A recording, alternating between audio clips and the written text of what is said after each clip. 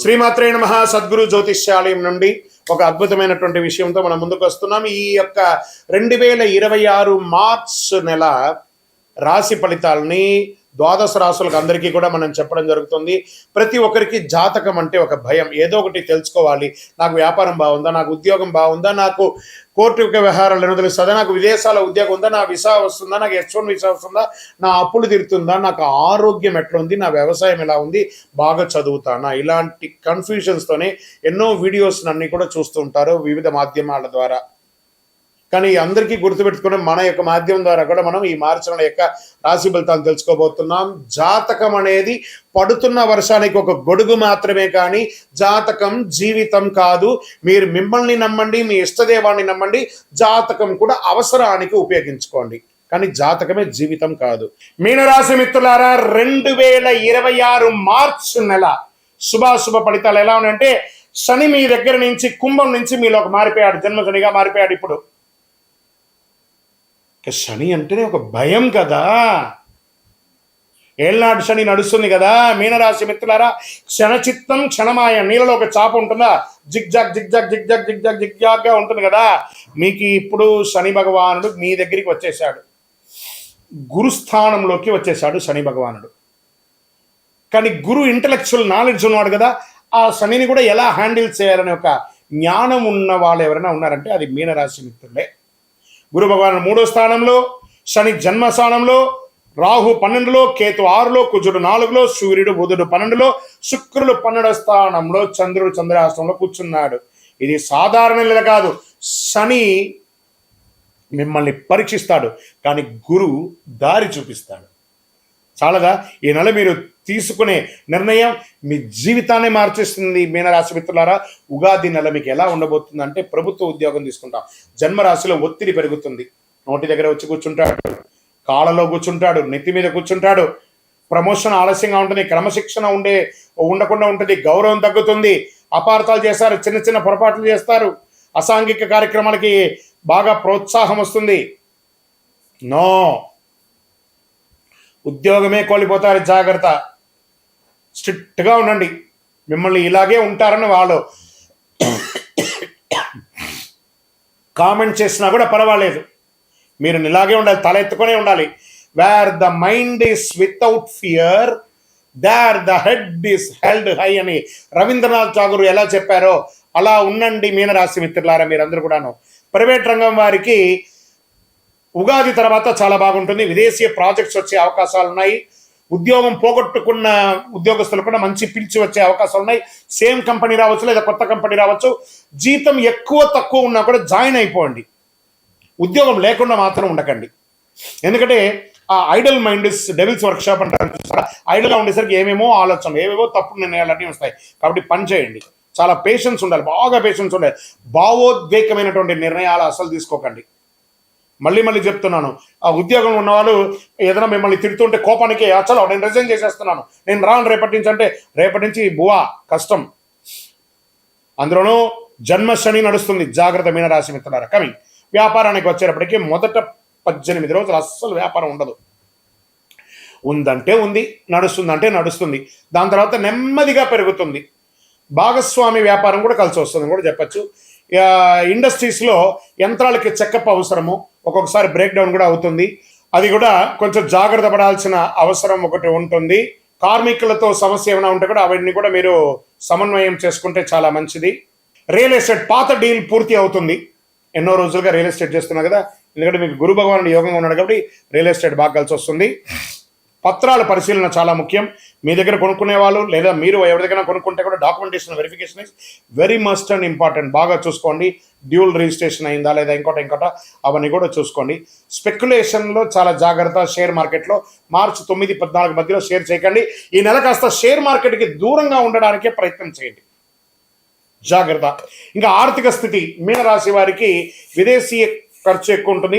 ఖర్చులు పెరుగుతాయి. ఇంట్లో ఖర్చులు, మరమ్మత్తు, ఇల్లు రిపేర్ చేసుకునే మరమ్మత్తు, వాస్తు పరంగా చేసుకోవడం, పిల్లల స్కూల్ ఫీజు లేకపోతే కాలేజ్ ఫీజో, లేదా వైద్య రంగమైనటువంటి ఇదో, లేదా సర్టిఫికేషన్సో, లైసెన్సో, ఇన్సూరెన్సో, ఒకటే నెల ఎన్నో ఖర్చులు ఇలా క్రష్ అయిపోయి, ఒక చెరుకు మిషన్లో చెరుకు ఎలా వేస్తే పిప్పి అవుతారో అలా అవుతున్నారు మీనరాశి వాళ్ళు. అందులోనూ మీరు ఈ యొక్క సౌందర్యానికి కావలసినటువంటి వనరులు ఎక్కువ కొంటుంటారు. బాగా షోక్ మీకు చెప్పులు కొనడము, బ్యాగులు కొనడము, షూస్ కొనడము, లేదా కాస్మెటిక్స్ వేసుకోవడం. స్త్రీ పురుషులు ఎవరైనా ఇలాంటి ఖర్చులు తగ్గించండి. దానివల్ల సైడ్ ఎఫెక్ట్స్ కూడా వస్తాయి, డబ్బుల ఎఫెక్ట్ కూడా వస్తాయి. జాగ్రత్త. విలాస ఖర్చులు తగ్గించండి. అవుట్ సైడ్ ఫుడ్ ఈటింగ్ తగ్గించండి మీనరాశి మిత్రులు. ఇంకా దాంపత్యంలో చిన్న చిన్న అపార్థాలు వస్తాయి. మనశ్శాంతి కూడా భార్య భర్తలు కూర్చొని మాట్లాడండి, లేదా వాళ్ళ మధ్య అగాధం పెరిగి ఒకళ్ళ పట్ల ఒకళ్ళ వైరం, ఒకళ్ళు చూస్తే ఒకళ్ళు శత్రువులాగా ఒక ఫీలింగ్ వస్తుంది. దాన్ని కూర్చొని మాట్లాడుకుని రాత్రి పడుకునేటప్పుడు కూర్చొని మాట్లాడి, నీ వల్ల నా తప్పైందా, నా వల్ల నీ తప్పైందా, ఎవరు తప్పు నాకు సారీ అని చెప్పేసి ప్రశాంతంగా ఉండండి. నెక్స్ట్ డే ఫ్రెష్ డేగా ఉండండి. ప్రేమికులు రహస్య విషయం బయటపడే అవకాశాలు ఉన్నాయి. పాత ప్రేమ తిరిగి రావచ్చు, లేదా ప్రేమికుల మధ్య అపార్థం పెరిగిపోయి విడిపోయే అవకాశాలు కూడా ఉన్నాయి. కుటుంబం, తల్లి యొక్క ఆరోగ్యం జాగ్రత్తగా ఉండండి. తల్లికి ఏదైనా ఆరోగ్యపరమైనటువంటి విషయం తీసుకోవచ్చు. మళ్ళీ ఇంకోటి, ఇంట్లో శుభవార్తలు వచ్చే వికాసం, కొత్త సంతానం రావడం, కొడుకు కూతురు లేదా మనవళ్ళు మనవరాళ్ళు ఇలా రావడం, లేదా కోడలు రావడం, లేదా అల్లుడు రావడం, వివాహాది శుభకార్యాలు, గృహప్రవేశాది శుభకార్యాలు, ఇవన్నీ కూడా వచ్చే అవకాశాలు చాలా చాలా చాలా చాలా మీనరాశి వారికి ఉన్నాయి. సోదరుల మధ్య ఆప్యాయత కంప్లీట్గా తెగిపోతూ ఉంది.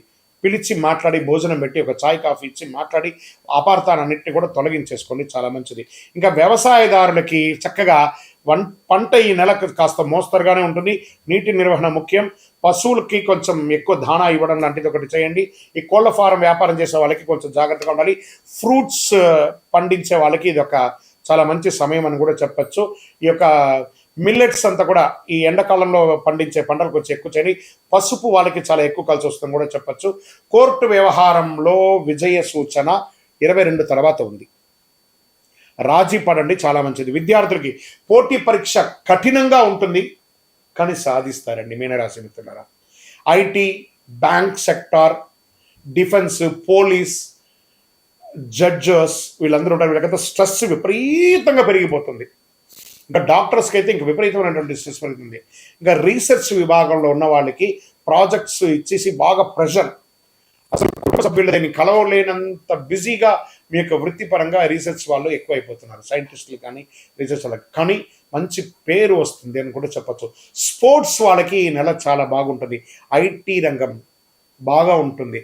టెక్నాలజీ, తర్వాత ఈ యొక్క ప్రింటింగ్ మీడియా, సినిమా వాళ్ళకి, టెక్నాలజీ వాళ్ళకి, తర్వాత మీడియా రంగం వాళ్ళకి అందరికీ ఇది మంచి సమయం అని కూడా చెప్పచ్చు.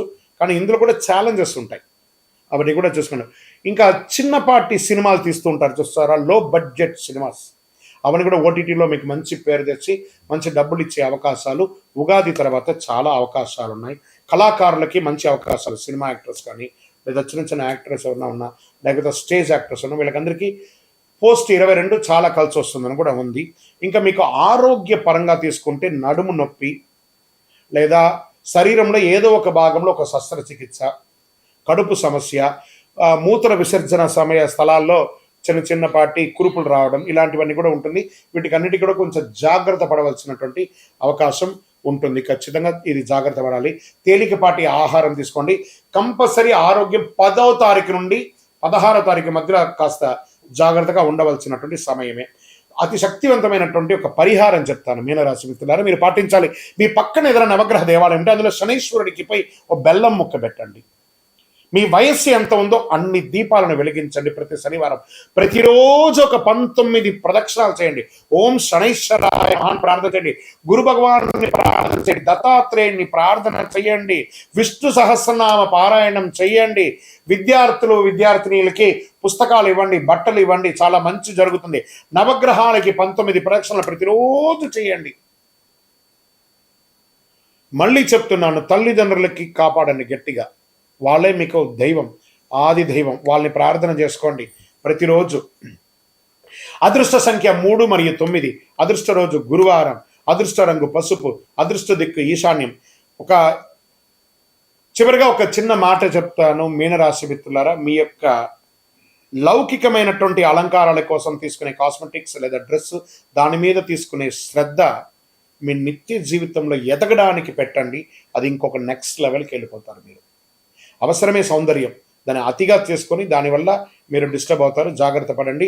పరీక్ష నెలమైనా కూడా ఇది పరమ దివ్య అనుగ్రహం పొందే ఒక నెలగా మారుతుంది. మీరు సహనంతో నడిస్తే శని కృప, మీరు ధైర్యంగా ముందు అడుగు వేస్తే గురు ఆశీర్వాదం, ఇవి రెండు కూడా వస్తుంది. మీ యొక్క వయస్సు ఎంత ఉందో అన్ని ఒత్తులతో నువ్వుల నూనె మీ యొక్క ఇష్టదైవం దేవగ్రహం కండి వెళ్ళండి, తిరుపతికి వెళ్ళండి, వెంకటేశ్వరుని ప్రార్థన చేయండి. కలవు వెంకటనాథాయ, ఆయన దగ్గరికి పోయి మోకాళ్ళ మెట్లు ఎక్కి పోయి ప్రదక్షిణం చేసి స్వామి మాకు అనుగ్రహం ఇవ్వండి అని ప్రార్థన చేయండి. దైవ ప్రార్థన కంటే ఈ నెల మీకు పెద్దగా ఏది లేదు. చాలా సహనంగా ఉండవలసినటువంటి సమయం. సంతకాలు పెట్టేటప్పుడు జాగ్రత్త, షూరిటీ ఇచ్చేటప్పుడు జాగ్రత్త, నోరు అదుపులో పెట్టుకోండి. ఎంతటి వాళ్ళనైనా మీరు వ్యంగ్యంగా మాట్లాడే మాటలు మాట్లాడకండి, ప్రేమగా మాట్లాడండి. స్వతహాగానే మీరు సౌమ్యులు, కాస్త దాన్ని కొంచెం ఎక్కువ సౌమ్యతను పెంచుకుంటే చాలా మంచిది. దేవుని మీద నమ్మకం పెట్టుకోండి, అద్భుతాలు జరుగుతాయి. మీకు వ్యక్తిగత జాతకం తెలుసుకోవాలి గురుగారు, మీ దగ్గర మేము జాతకం తెలుసుకోవాలనుకుంటున్నాం, మీ పేరు, మీ date of birth, time of birth, place of birth మా నెంబర్కి వాట్సాప్ చేయండి, మా అడ్మిన్స్ మీకు రిప్లై ఇస్తారు. ఇంకా గురుగారు మాకు ఇంకా కొంచెం అనుగ్రహం కావాల్సినటువంటి వస్తువు ఏమైనా ఇస్తారా అంటే, అతి శక్తివంతమైన 48 రోజులు పూజ చేసినటువంటి కరుంగాలి మాలను మన దేవాలయంలో 40 రోజులు పూజ చేసి ఇచ్చాం. దీన్ని ధరించండి. ఏ విధమైనటువంటి దోషం ఉన్నా తొలగుతుంది, గ్రహ దోషం తొలగుతుంది, కళ్ళ దోషం ఉంటుంది చూసారా, ఆహా అంటారు చూసారా, ఆ కంటి చూపు ద్వారా వచ్చే దోషాలు తొలగుతాయి, నరదృష్టి తొలగుతుంది, కుజుడి యొక్క అనుగ్రహం పొందుతారు, శని భగవానుడి యొక్క ఐశ్వర్యాన్ని పొందుతారు, మీరు అన్ని రకాలుగా అనుగ్రహం పొందుతారు. ఇంకనూ మీ ఇష్టదేవాన్ని ప్రార్థన చేయండి. మీనరాశి మిత్రులారా, ఇది జాగ్రత్తగా ఉండవలసినటువంటి ఒక నెల. ద్వాదశ రాశులందరికీ కూడా మా ఛానల్ ద్వారా చూస్తున్నటువంటి ప్రేక్షక మిత్రులకి ఉగాది శుభాకాంక్షలు. అందరూ కూడా ఆయుర ఆరోగ్య ఐశ్వర్య భోగభాగ్యాలతో ఉండాలని అఖిలాండ కోటి బ్రహ్మాండ నాయకుడు అయ్యప్ప స్వామి వారిని ప్రార్థన చేసుకుంటున్నాను. తిరుపతిలో అయ్యప్ప స్వామికి 18 అవతారముల దేవాలయాన్ని మనం నిర్మించాం. జీవకోణ అనే ఒక ప్రాంతంలో బ్రహ్మశ్రీ డాక్టర్ చంద్రబలి గురుస్వామి గారి ఆధ్వర్యంలో. మీరు తిరుపతికి వచ్చినప్పుడు, కుటుంబంతో వచ్చినప్పుడు తిరుమలకు ఎలా దర్శనం చేసుకుంటారు, తిరుపతిలో కపిల తీర్థానికి దగ్గరలో జీవకోణ అనే ఒక ప్రాంతంలో ప్రపంచ ప్రఖ్యాతమైనటువంటి 18 అవతారాల దేవాలయం ఉంది. వచ్చి దర్శనం చేసుకోండి. మీరు అందరూ క్షేమంగా ఉండాలని ఆ దేవాలయంలో ప్రతిరోజు ప్రార్థన చేస్తుంటాము. విజయోస్తు. వందే మాతరం, వందే మాతరం, వందే మాతరం. చంద్రమౌళి వెంకటేష్ శర్మ గురుస్వామి శరణమయ్యప్ప. రానున్న ఈ నెల ఫిబ్రవరి 28 అరుదైన గ్రహాల కూటమి. ఆకాశంలో ఒకే వరుసలో 6 గ్రహాలు రాబోతున్నాయి. ఇది ఒక అపురూపమైనటువంటి ఘట్టం అని కూడా చెప్పచ్చు. ఫిబ్రవరి 8 సూర్యాస్తమం తర్వాత సుమారుగా 6:30 ఆకాశంలో ఒకే వరుసలో 6 గ్రహాలు కనిపించనున్నాయి. అదొకటి అరుదైన కూటమి. అంటే బుధుడు, శుక్రుడు, గురుడు, శని, యురేనియస్, నెప్ట్యూన్. ఎలా చూడాలి దీన్ని అంటే, పడమర పశ్చిమ దిశలో చూడాలి. సూర్యాస్తమం తర్వాత సుమారుగా 6:30 మధ్య గమనిస్తుండడం మంచిది. ఇది కంటితో కనిపించేది శుక్ర, గురు, శని మాత్రం కనబడుతుండొచ్చు. కాస్త టెలిస్కోప్, బయోస్కోప్ అలాంటిది అవసరం ఉంటుంది ఆ యురేనియస్, నెప్ట్యూన్ యొక్క గ్రహాలను చూడాలంటే. ఆకాశం నిర్మలంగా మేఘాలు లేకుండా ఉంటేనే స్పష్టంగా కనిపిస్తుంది. నగర వెలుతురు తక్కువగా ఉంటే ప్రదేశం అయితే ఇంకా స్పష్టంగా చూడవచ్చు. ఇలాంటి గ్రహాలు వరుస అరుదుగా చూడవచ్చు. ఆకాశాన్ని ప్రేమించే వారికి ఇది ఒక అద్భుతమైనటువంటి అవకాశం అని కూడా చెప్పొచ్చు. ఈ యొక్క గ్రహ కూటములన్నిటి కూడా రానున్నటువంటి ఉగాది ద్వాదశ రాశుల్లో దాని యొక్క ఇంపాక్ట్ అనేది ఉంటుంది.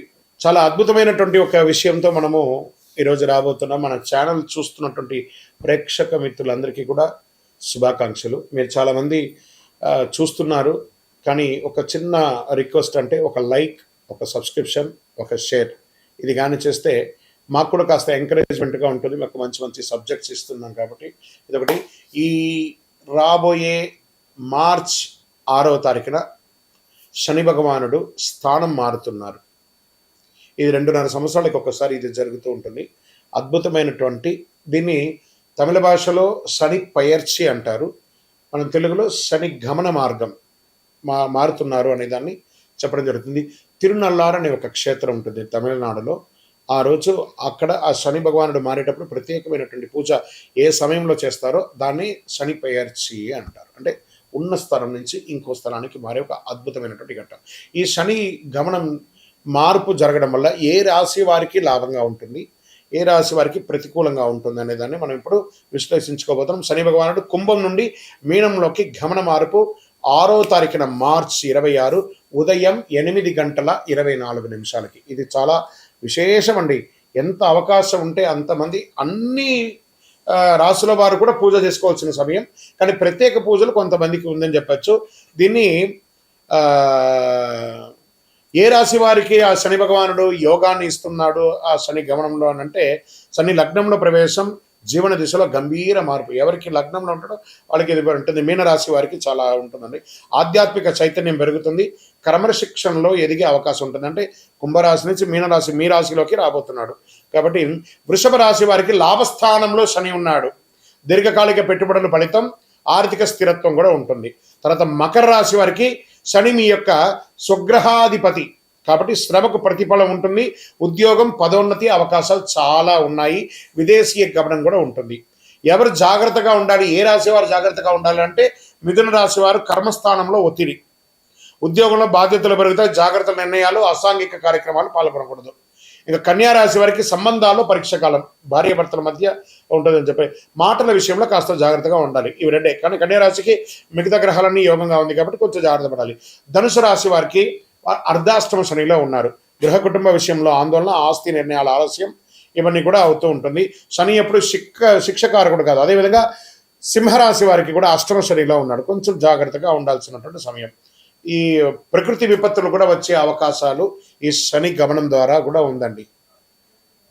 కొండ ప్రాంతాల్లో భారీ వర్షాలు, కొండ చర్యలు కింద పడడము, చిన్న చిన్న భూకంపాలు లాంటి రావడము, జల ప్రళయం అనేది కనబడుతుంది. తీర ప్రాంతాల్లో సముద్ర ప్రభావం ఎక్కువ ఉంటుందని కూడా చెప్పడం జరుగుతుంది. వరదల వల్ల వ్యవసాయానికి మిశ్రమ ఫలితం ఉంటుందని కూడా ఈ శని యొక్క మార్పు వల్ల ఉంటుందని కూడా చెప్పచ్చు.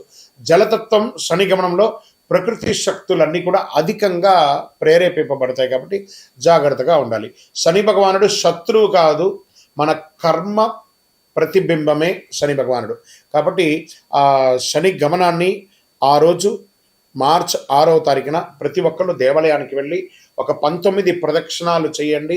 కాకధ్వజాయ విద్మహే ఖడ్గహస్తాయ ధీమహి తన్నః మంద ప్రచోదయాత్. నీలాంజన సమాభాసం రవిపుత్రం యమాగ్రజం ఛాయామార్తాండ సంభూతం తన్నమామి శనైశ్వరం. ఈ యొక్క మంత్రాన్ని ఎప్పుడు కూడా మీరు పారాయణం చేస్తూ ఉండండి.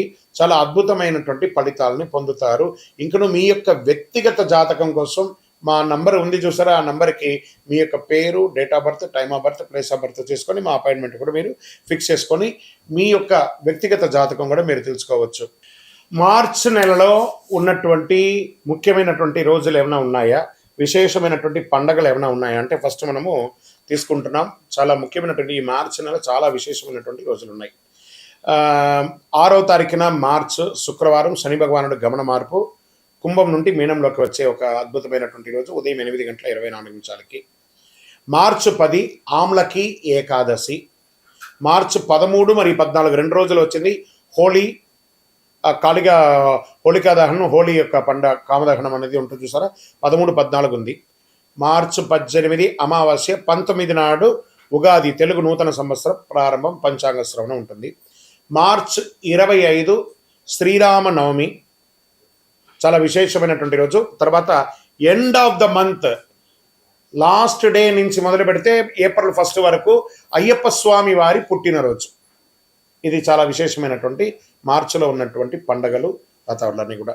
రానున్న ఏప్రిల్ 1వ తారీఖున అయ్యప్ప స్వామి వారికి జన్మదినం. చాలా అద్భుతమైనటువంటి పూజలు ప్రతి దేవాలయంలోనూ, శబరిమలలో కూడా చాలా విశేషంగా పంబా ఆరాట్ అనే ఒక విశేషాన్ని చేస్తారు. ఏప్రిల్ 1వ తారీఖున జరగబోయే ఒక అద్భుతమైనటువంటి రోజు. ఉభయ తెలుగు రాష్ట్రాలే కాకుండా దేశ విదేశాల్లో ఉన్నటువంటి ప్రతి అయ్యప్ప స్వామి దేవాలయంలోనూ చక్కగా ఆ దేవాలయాన్ని అలంకారం చేసి గణపతి హోమాదులు, స్వామివారికి అభిషేక ఆరాధనలు, పట్టు పీతాంబరాలు ఇచ్చి స్వామివారికి తీపి వంటలన్నీ కూడా చేసి వచ్చిన భక్తులకు అందరికీ కూడా తీపి ఇచ్చి చక్కగా విద్యార్థులకి ఎగ్జామ్ టైం కాబట్టి మన దేవుని ప్రసాదంగా పుస్తకాలు, పెన్సిల్స్ పంచండి. సాయంత్రం చక్కగా పడి పూజ చేయండి, అన్నదానం చేయండి.